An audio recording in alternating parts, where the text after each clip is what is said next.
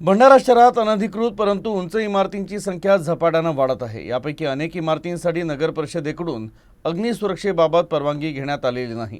प्रशासनाच्या दुर्लक्षामुळे शहरात अशा अनेक इमारती असून आगीच्या एका घटनेनंतर जागा होत प्रशासनानं कारवाई करण्याचा निर्णय घेतला आहे। भंडारा शहरात अनेक मोठ्या इमारती कोणत्याही परवानगीशिवाय उभ्या राहिल्या आहे। अलीकडेच 14 जानेवारी रोजी शहरातील सिंग टॉवरमध्ये आगीची घटना घडली। या इमारतीत अग्निसुरक्षेची कोणतीही व्यवस्था नव्हती। नगर परिषदेचं अग्निशमन दल वेळेवर पोहोचल्यानं आग आटोक्यात आली आणि मोठी दुर्घटना टळली।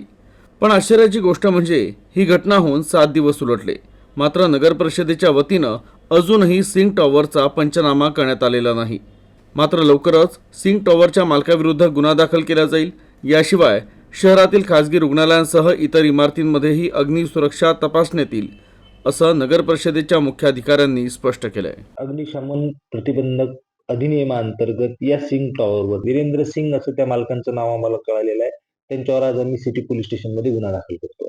त्यासाठी आम्ही आता त्यांना 7 दिवसाची नोटीस इश्यू करतो आहे। 7 दिवसाच्या आत जर त्यांनी फायर इक्विपमेंट बसवले नाही, तसंच फायर इक्विपमेंट सोबतच दुसरा एक आणखी आम्ही आता अजेंडा आम्ही हाती घेतला आहे की जेवढे काही शहरामध्ये हॉस्पिटल्स आहेत त्या हॉस्पिटल्सकडे पार्किंगची व्यवस्था दिसून येत नाही।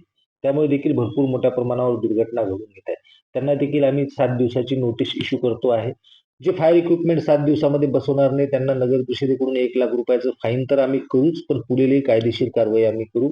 अन्यथा त्यांचे लायसन रद्द करण्याची देखील कारवाई आम्ही करू आणि तशी शिफारस आम्ही माननीय जिल्हा शल्य चिकित्सक यांना करू।